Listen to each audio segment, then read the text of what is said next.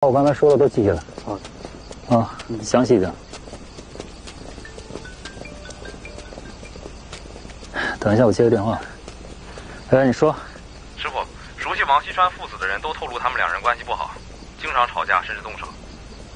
前2天，王明明还拿到威胁，说要杀了王锡川。这个人有重大嫌疑，他现在人在哪儿？村里人讲，这2天一直没见到王明明外出。那就是说，他很有可能还在家里。你现在马上给邱震打电话，直到打通为止，明白吗？明白。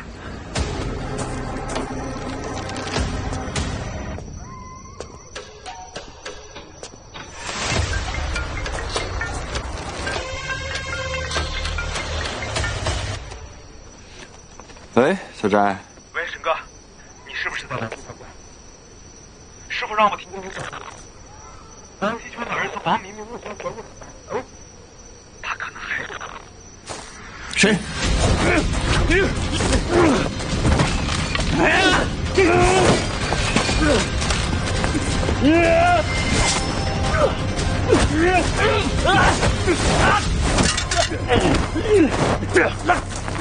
师傅，靠上！师傅，你受伤了？受什么伤？靠上！妈的，连警察都敢砍！你敢袭警是吧？我以为是人拉着。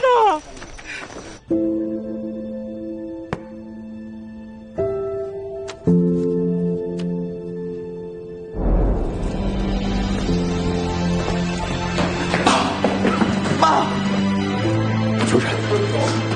邱震，你冷静点。冷静点。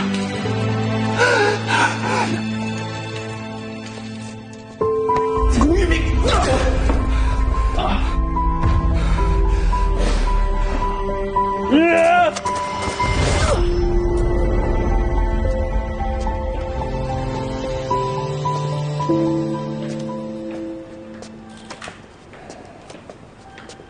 哎，你怎么还在这儿？天都快亮了。我不困。那个头颅找到了吗？没找到，回去休息啊。哎，要不你回去歇几天吧？那个头颅我会找到。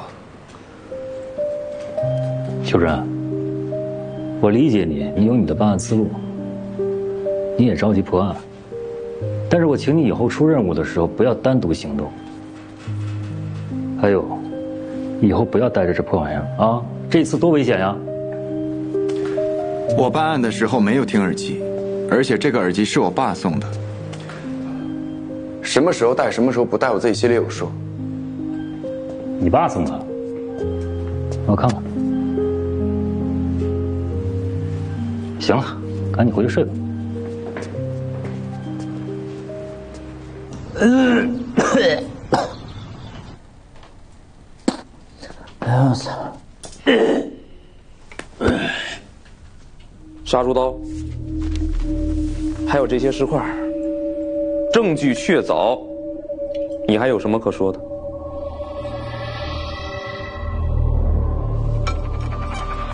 这把杀猪刀就是你杀死王锡川的凶器，上面只有你的指纹。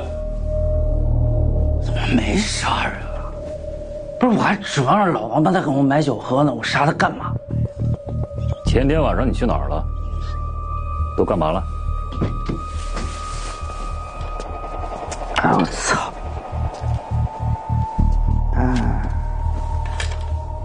那天晚上我喝多了，我不是警察，给我拿点酒喝行吗？我不行，难受了。不是，爹，给我酒！爹，你在哪儿？爹，你给我老实点！操！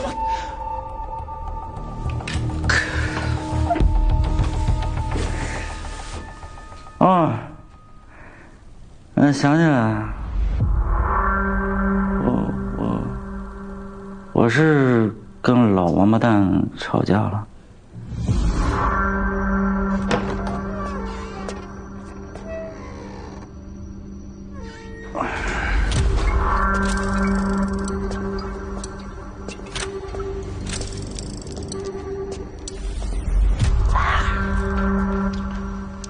王医生，给钱，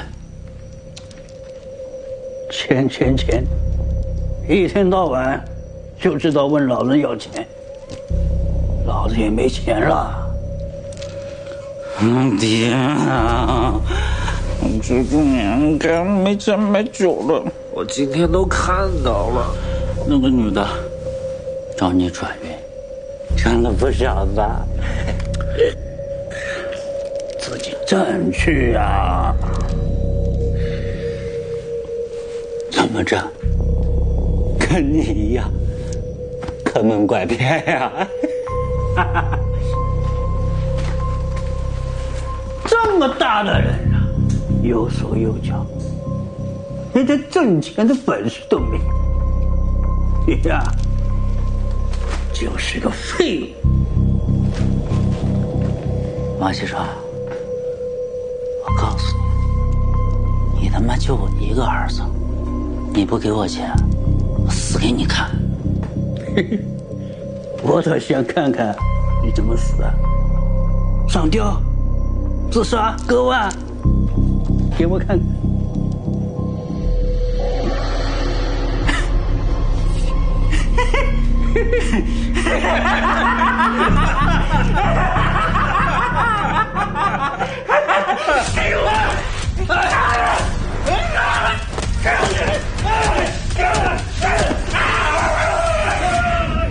我他妈没拿刀砍他，他是我爹，我当儿子怎么能砍老子呢？还知道他是你爹？不是，亲爹都打，警察也敢砍，有什么不敢干的？给我喝口酒，喝口酒，我他妈什么都告诉你啊！我求你，爹你在哪儿？我要喝酒！爹，老鸡巴你在哪儿？爹，我想你了，我要喝酒。昨晚袭击我时，身体明显不协调，手腕无力，很难独自完成分尸。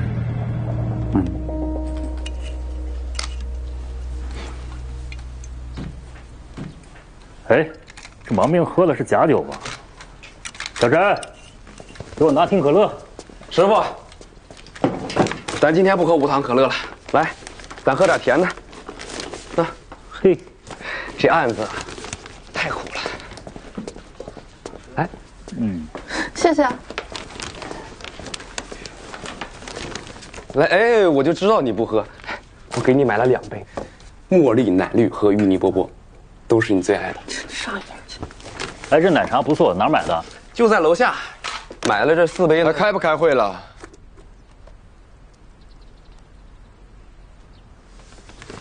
啊，都别喝了，来，严肃点，纪律委员发话啊。开始。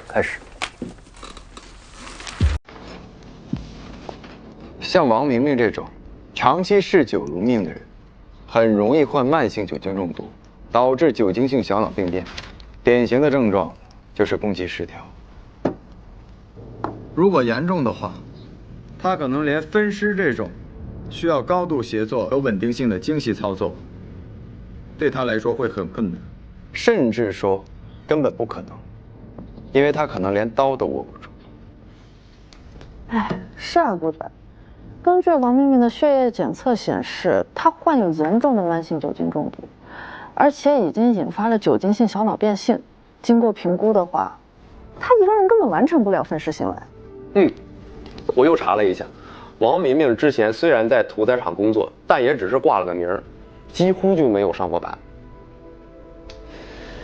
那这么说，不是王明，至少分尸的不是他。他要么是有帮凶，要不就是真凶另有其人啊。那现场的那些证据，该怎么解释呢？这正是我想说的。现场伪装的太完美了，所有的证据都指向一个动机十足，却没有能力的嫌疑人，不觉得很可疑吗？真凶不是他，凶手能是谁呢？王明明被带走时，眼睛瞟了一眼灶房，或许那里藏着什么他害怕被发现的东西。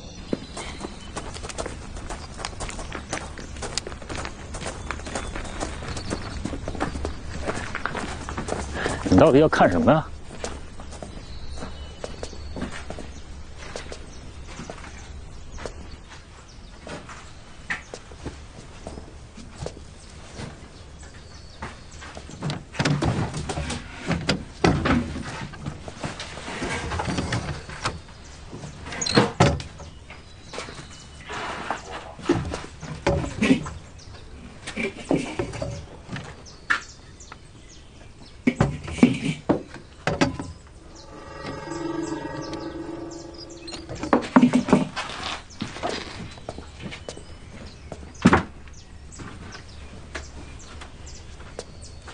这个划痕，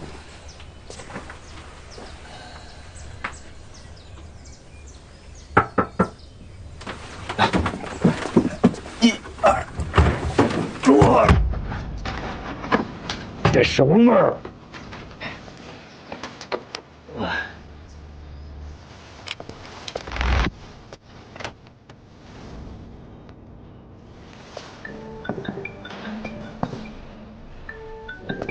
所以说，新刷账发现那2具女性骸骨已经通过失踪人口 DNA 库比对出来了，确认是3年前失踪的2个女孩。行，我知道了。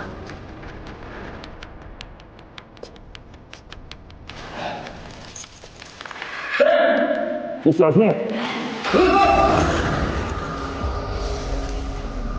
你谁呀？问你话呢？说话！你叫什么名字？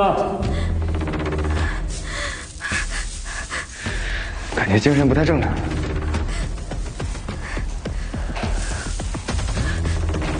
被拴着呢。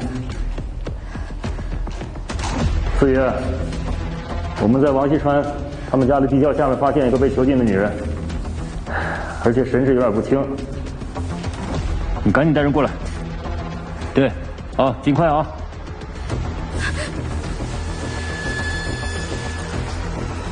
谁把你关在这儿的？知道吗？看样子应该关很久了。你看墙上。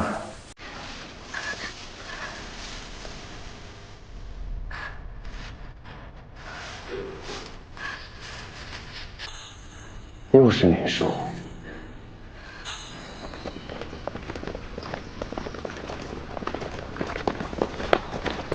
都来了。对。听我说啊，把这屋里屋外每一个房间每一个角落都查清楚了啊，任何细节不能落下，明白吗？明白。去吧。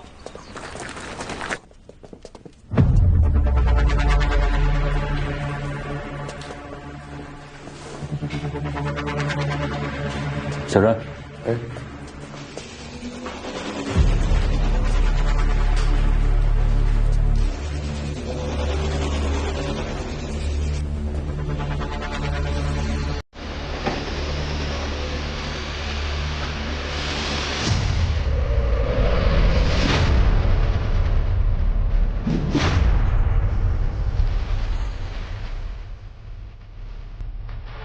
看来这里才是分尸现场。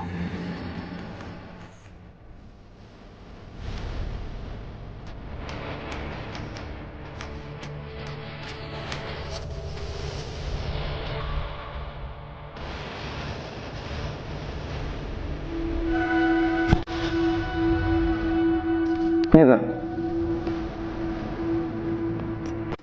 小麦，中午蛋。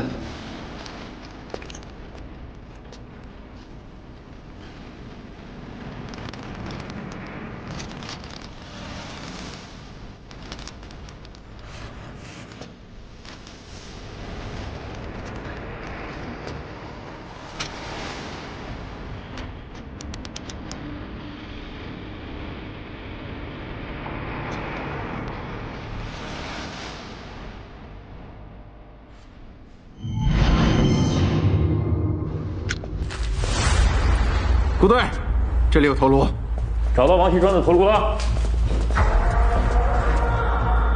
根据大小来看，像是女性的头颅。有可能，这应该是青纱帐里面那2具无头女尸的头颅。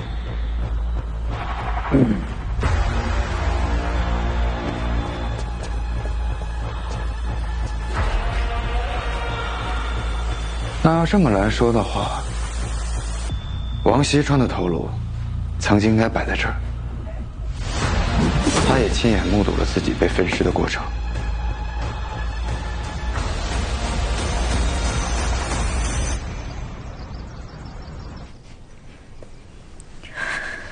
杨小梅，你别害怕啊，我们问你几个问题。你记得你是怎么到的王木村吗？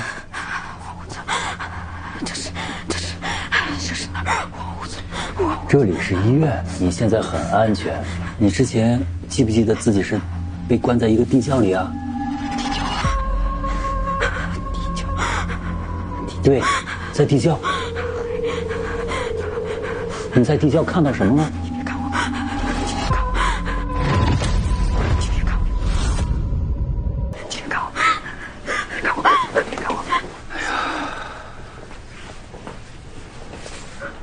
看来是受了严重的刺激，这也问不出什么了。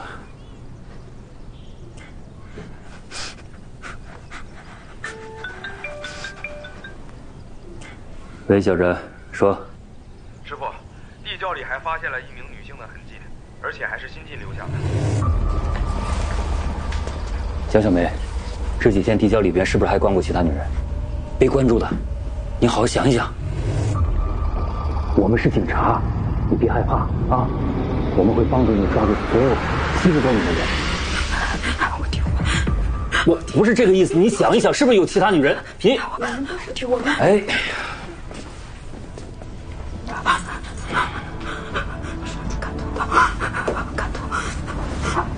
什么刀？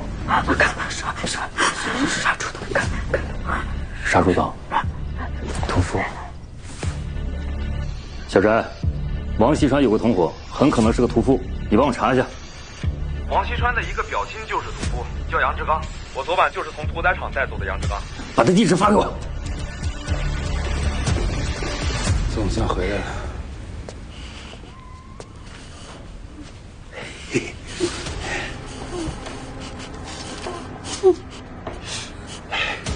行，便宜了王锡川父子。不过，今天也让哥哥爽一爽。嘿嘿嘿嘿嘿嘿嘿！哟，哎，谁？行了。警察同志，冤枉，我就是闻了闻，啥也没干。误会是吧？走，来换个地儿误会。冤枉啊！哎呀，警察同志，哎呀！别怕，我们是警察，现在送你去医院。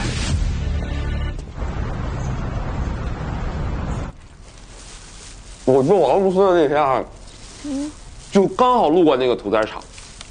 但凡我要是进去看一眼，说不定那个林小爱就能早点被救出来了。哎，你也别太自责了。那天你忙前忙后问了那么多村民，哪能想到杨屠夫也有问题？那个杨屠夫啊，看起来还挺正常的，还是我经验不足。这要是我师傅，指定能看出点什么问题来。哦。顾队，哎，看出什么问题？顾队，师傅，王锡川的头颅找到了吗？你看我这个样子像找到了吗？屠宰场杨屠夫家查了个遍，什么都没查到。哎，师傅，您还没吃饭吧？食堂就剩这个了，要不然我给您买盒饭去。不用了，这个可以了啊。哎，顾队，我这还有泡面，你要吗？不用了，给秋晨吧。秋晨没吃吧？谢谢，我不吃垃圾食品。你天天就吃糖啊？要成仙了，不吃给我。我给您泡上。你不吃拉倒。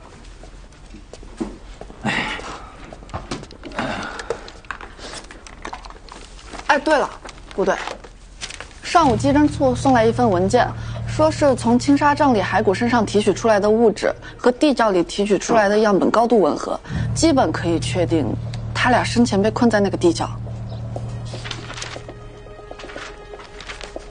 人渣。师傅，不吃了，查王命。我去沈阳督府。吃口饭再走啊，顾队。哎呀，王西川，我操你妈！王明明，这些地窖里的照片，你该怎么解释？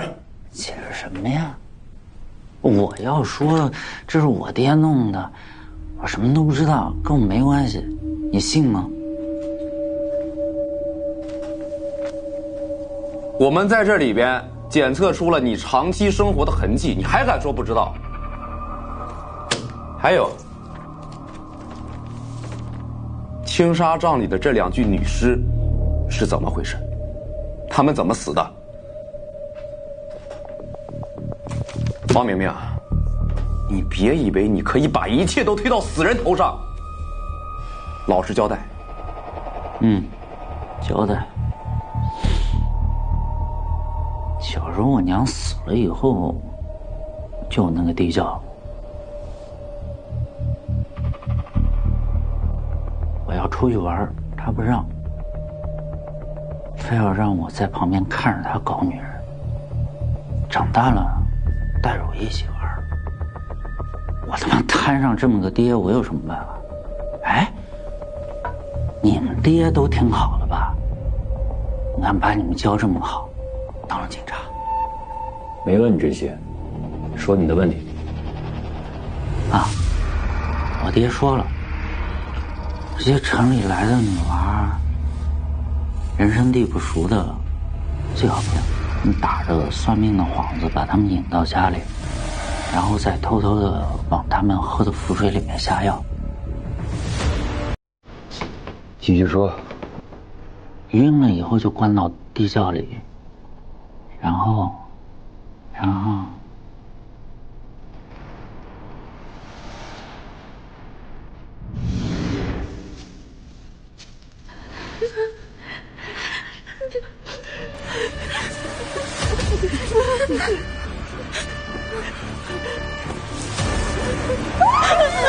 你人类！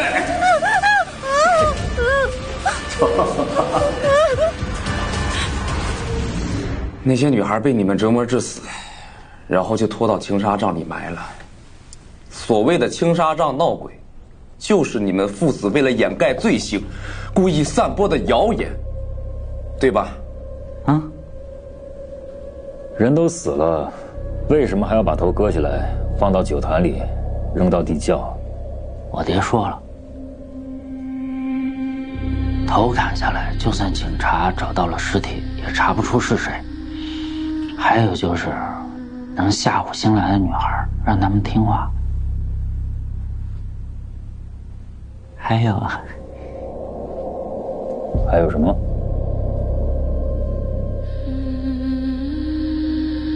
还有就是，他说让死了的女人看他搞新女人，这样更爽。真他妈变态！来，说说杨小梅的情况。杨小啊，她呀，我爹说他8次跟我和，想让她给我当老婆来着。你怎么了？又犯酒瘾了？警察同志，不会真是那些死了的女人变成厉鬼杀了我爹吧？鬼杀人用不着杀猪刀。你应该认识杨志刚吧？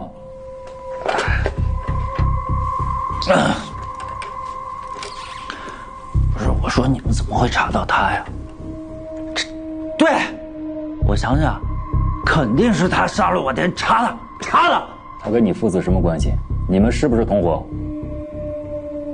啊，那臭傻逼！你他妈把嘴给我放干净了！他他妈是我爹的远房亲戚，我表叔。我跟我爹玩死的女人交给他处理，他把脑袋砍了，尸体我们埋到青纱帐，完事再给他点辛苦费。他跟你爹最后接触是干嘛了？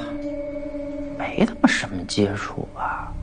啊，傻逼前段时间没钱了过来借钱，然后我爹不给他，骂骂咧咧的说要把地窖的事儿都说出去，让所有人都知道。然后那俩傻逼就打起来了，动了下手。哎，金山同志，该说的我都说了。我觉得我这辈子过得挺没意思的，老王八蛋把我教成这样，给我毙了吧！毙不毙你说了不算，由法律决定。警察同志，我真是冤枉啊！警察同志，看看这些照片。哎呦，我真不认识，我没见过这照片。你敢说你不知道王锡川父子的勾当啊？青纱帐这2具尸体的头颅是你割的吧？哎，是，我确实是替他们处理过2具尸体，但那都是很早以前的事儿了。这王锡川可是真精啊，他就给我1点钱。不过我也没跟他闹掰。就是前2天，我去找他借钱。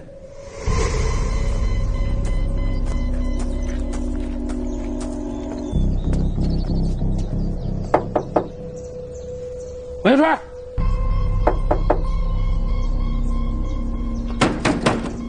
谁呀？敲什么敲？你赶紧开门！大白天的。志刚啊，你大白天的关着门在里面干什么脏事呢？志刚，不是老哥不帮你，老哥也没钱呐。我那些钱都给那兔崽子喝酒赌博去了。你少在这糊弄鬼！老子那都是辛苦钱儿，不像你们爷俩动动嘴皮子就把钱骗来了，你可不会骗。随你这么说，我现在真没钱啊！你去找别家亲戚了啊！哎，你少给我装大尾巴狼啊！你小心，我把你地窖里那点脏事给你捅出去。那些事你也有份，捅出去对谁都没好处。你行了吧你？还在这还没好处？那些娘们都是你们爷俩骗来的，你们玩完了才轮着我，我顶多就是个从犯，我去弄2年就出来了。你得死在里边，你知道吗？你这还一天天装神弄鬼，那这破玩意儿，这也救不了你，我弄鬼也救不了你。拿去，看。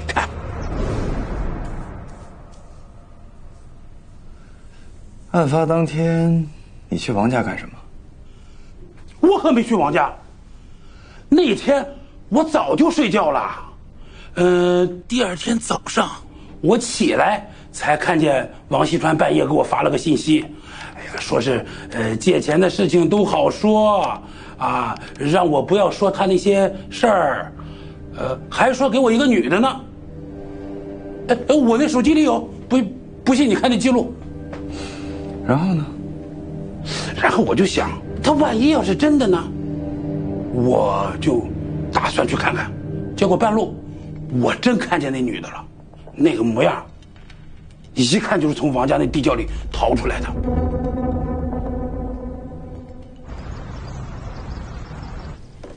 我去王湖村是为了找王锡川算命，结果他把我带到青纱帐里，说要搞一个什么转运仪式。到了那里以后，他就开始对我动手动脚，我感觉到不对劲，就想要逃。他追上来把我打晕之后带到了地窖里。这么说，案发当晚你是在哪儿？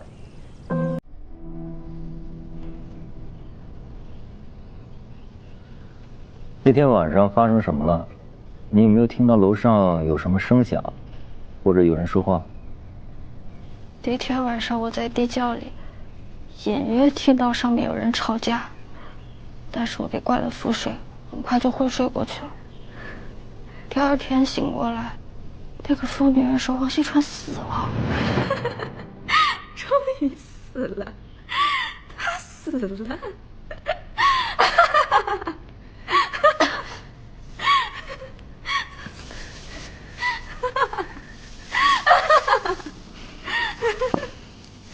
刚开始还不信，结果跑出去一看，真的没人，我就逃出去了。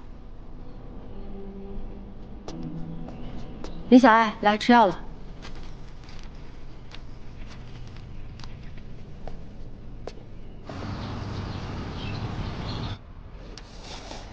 现在这4个人都有杀人嫌疑，到底是谁在说谎？哎，顾队，那杨志刚的屠宰刀上也有王锡川的血迹。杨志刚既有作案能力，也有杀人动机。目前看来，他的嫌疑比王明明还要大。杨志刚收到王锡川短信是凌晨3点，那个时候王锡川已经被杀了，这短信肯定是凶手发的。但难道是王明明杀了人，然后再让杨志刚帮忙分尸？他们俩一直觊觎王锡川的财产，有这种可能性啊。秋仁，说说你的想法。那张地窖墙上“姊妹”2字，应该是个很重要的线索。按你的意思是说，这凶手是想替地窖受害的女性出头，报仇啊？王明明和杨志刚这2个嫌疑人都是加害者，而杨小梅和林小爱都是受害者。那杨小梅还疯了，杨小梅有能力复仇吗？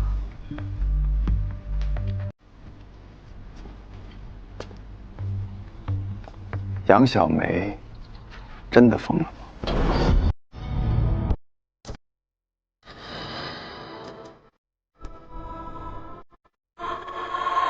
一个真正疯了的人，是不会在意自己是否衣不蔽体，这是正常人才具备的羞耻感。而已，他在装疯。但就算他头脑正常，他已经被铁链拴了那么久了，恐怕肌肉都萎缩了，他还有能力杀人分尸吗？他被我们发现的时候被铁链锁着，不代表他一直被铁链锁着。我观察过他手脚上的伤痕，基本上都是旧伤。另外，我已经联系医院给他做了肌肉检测，已经证实他目前具备正常行动能力。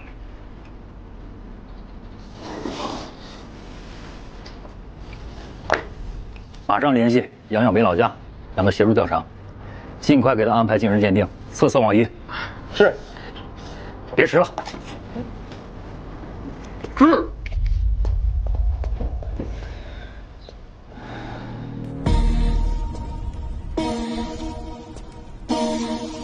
门前大桥下，流过一群鸭。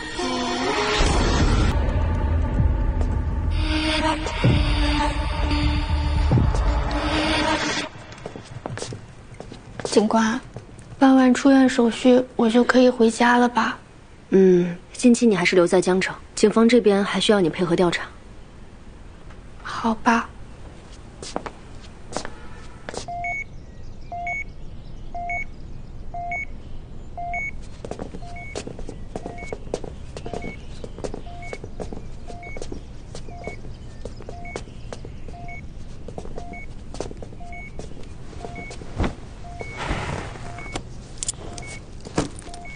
杨小梅，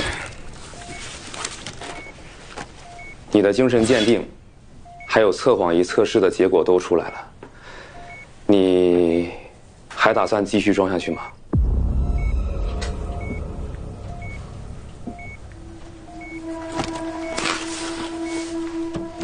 杨小梅，南城人，先后在南城肉联厂和服装厂工作过，你的分尸技术就是在肉联厂学的吧？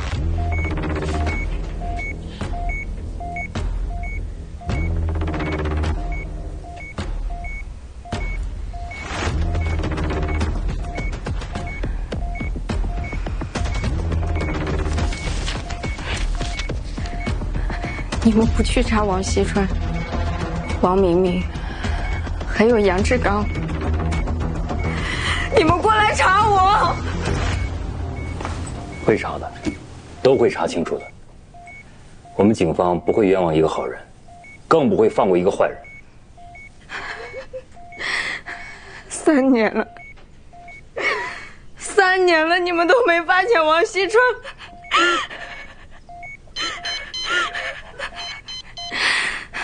你让我怎么相信你们？这件事情确实是我们警方失职，我代表他们向你道歉。我很同情你的遭遇，我也理解你的仇恨，但是你这么做代价实在是太大了。以你的人生去换这么一个畜生的命，你觉得值得吗？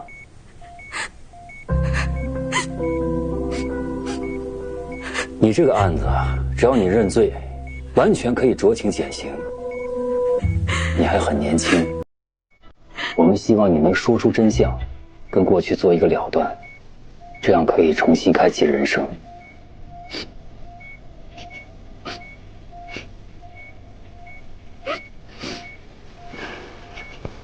这样，你要不愿说，我们不勉强你。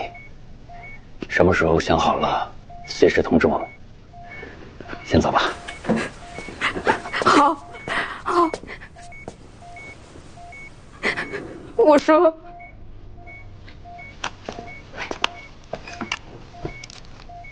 开始录像。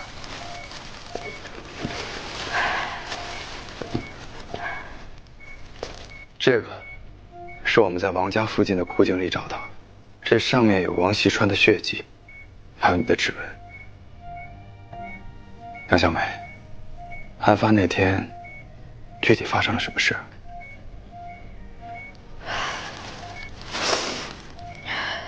那天晚上，我从我妹妹身上偷了钥匙，逃出了地窖。我本来想跑的，可我当时自己那个鬼样子，能跑到哪儿去？正好那天，王锡川那个老东西喝醉了。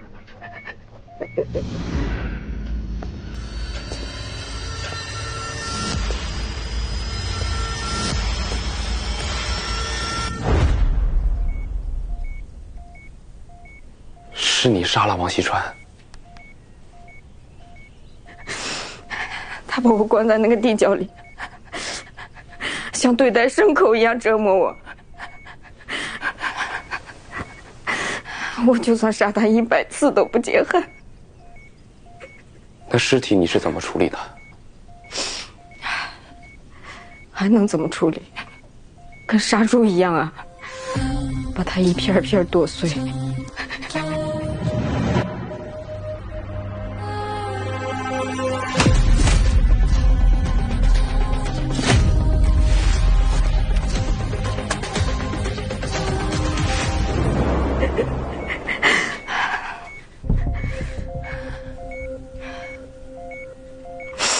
那天，我本来想把王明明一块杀，我又一想，我还不如嫁祸给他。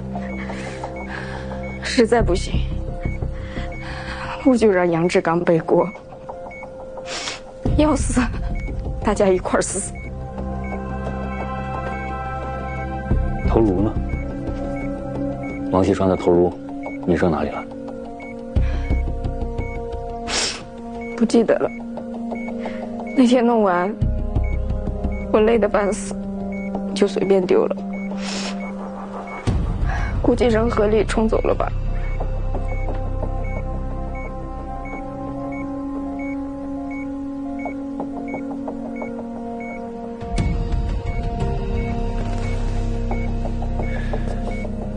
你杀人分尸的时候，连小海在哪儿？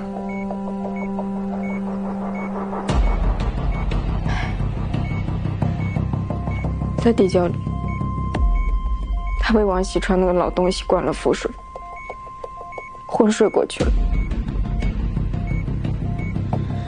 杨小梅，你被他们囚禁了3年，为什么会选择在那天动手？毁了我，还害死了我朋友。那天，3年，每一天，每时每刻，我都想杀了他们。3年前，我和朋友李招娣都被工厂裁了，一时找不到新工作，我就拉他一起到王屋村去找王锡川算命。招娣，你快看，这儿的景可真美。有啥好看的？我老家跟这儿差不多。你真信那个什么王大师会转运啊？哎呀，别扫兴，他们说他呀很灵的。我们来试试嘛，实在不行，我们就当来这儿散心了呗。哎呀，招娣，谢谢你陪我来这儿。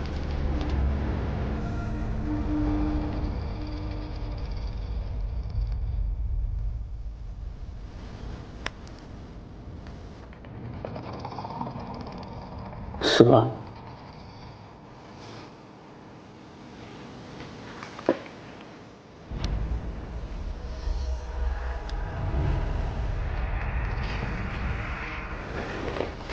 老样子，去把杨志刚叫过来，脑袋剁了，身子把经销商买了。那老邓去城里了，他会的人他妈都抽。那你来。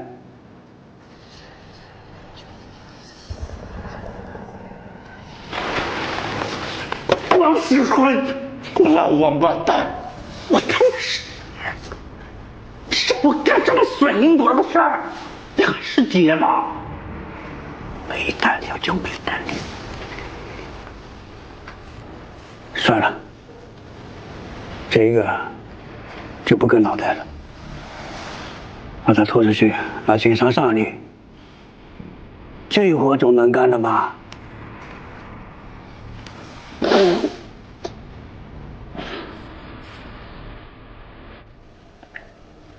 鞋。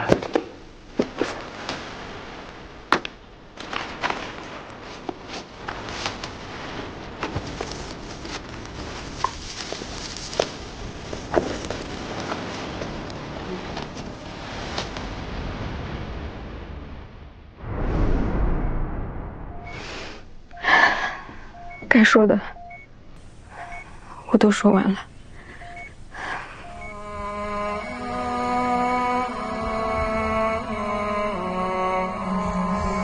停止录像。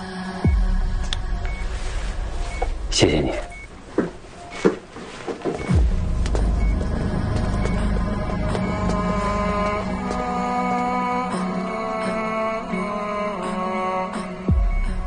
没想到竟然是他。虽然他是受害者，那王家父子也确实该死，但是他用这种方式，他一直装疯卖傻，心理素质还挺强的。像他这种心理素质，交代的却这么顺利，不觉得有点问题吗？或许他还想隐藏什么，比如那个头颅的去处。小珍，你去失踪人口数据库查一下，查那个李招娣。好。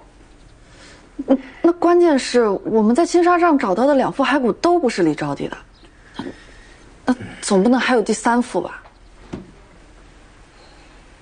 或许李招娣没有死。啊？你什么意思啊？你们看啊，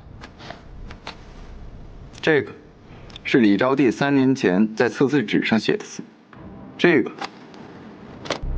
是林小爱在笔录上签的字，你们看，是不是有些相似？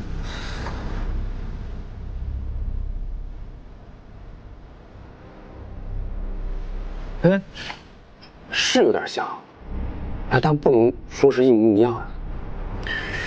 这可能是一个左手写的，一个右手写的。哎，是林小爱是左撇子吗？那天咱们去医院问话的时候，我观察过他，他应该惯用左手。李小爱，这是你的药。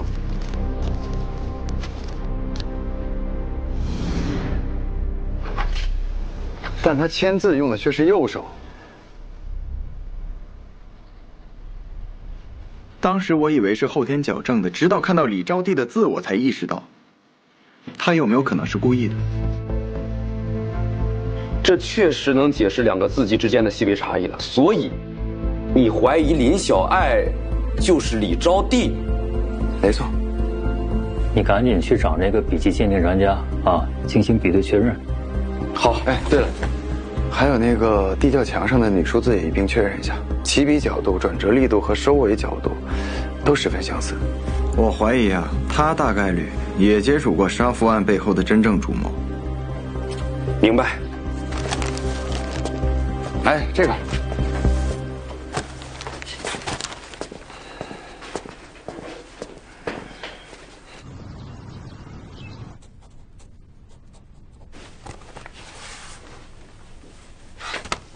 笔迹鉴定和 DNA 鉴定都已经出来了。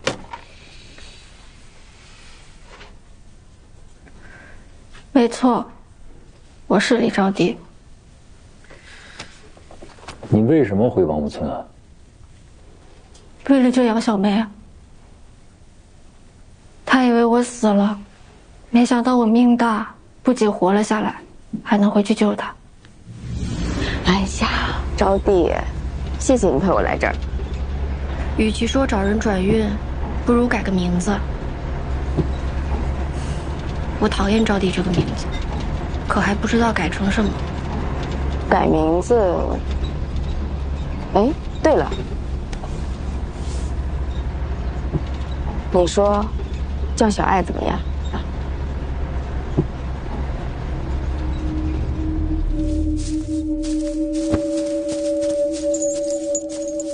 再想跑，就跟他一样，一辈子你关在这里。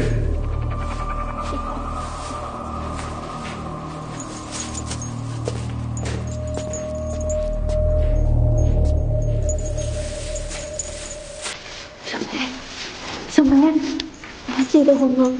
我是招娣啊，你先看我。你是招娣啊？你怎么变成这样了？我现在叫李小爱，我整容了，好看吗？不对，不对，你不是因为好看才整的容吗？你为什么要回来？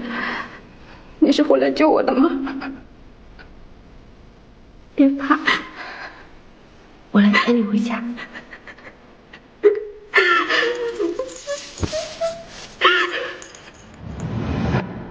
我原本就想带他逃出那个地狱。我们都已经走到门口了，他看到王锡川趴在桌子上醉得不轻，他突然就不想走了，非要报仇，我拦都拦不住。不过我也能理解他，毕竟他被他们关了3年，也折磨了3年，肯定比我更恨他。所以你是亲眼看到杨小梅杀人了？是。他说他对王锡川恨之入骨，要把他千刀万剐才能解恨。他还要杀王明明，我好不容易劝下来的。那王锡川的头颅扔哪儿了？我不知道。这事儿你们应该问杨小梅吧？那你的意思是，所有的事都是杨小梅干的？我多少帮了他一点。他要再遭杨志刚，我只能自投罗网。分尸案的凶手之所以会选择分尸，要么是为了宣泄情绪，要么就是为了掩盖真相。哎，陈哥，我倒是觉得这起案件更像是杨小梅和林小爱联手复仇，而杨小梅一人顶罪。我倒觉得林小爱是在撒谎，她在叙述里一直在推卸罪责，美化自己。如果她真的想救杨小梅，那她3年前就可以报警，为什么等到现在才回来？她可能以为杨小梅被折磨致死了呢。那她重回王屋村只有一个目的，报仇。他一直在强调杨小梅比他自己更恨王锡川父子，其实呢，他是为了掩盖自己的仇恨。更关键的是，他们刻意隐瞒真相，不告诉我们王锡川头颅到底藏在哪里。是啊，王锡川的头颅还没找到，会藏在哪儿呢？王屋村、青纱帐、屠宰场，还有附近其他的地方，我们都搜过了。这难不成会藏在沿途的其他地方？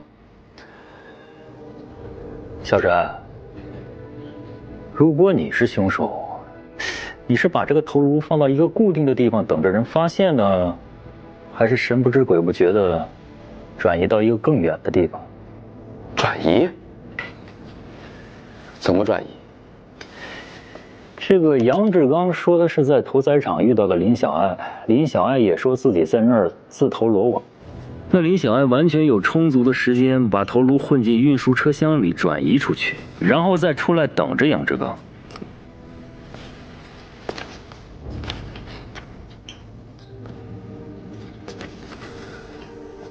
这是屠宰场的货车，每天定时定点发车，查一下这辆车的去向。我明白了，难道头颅就藏在这辆车上？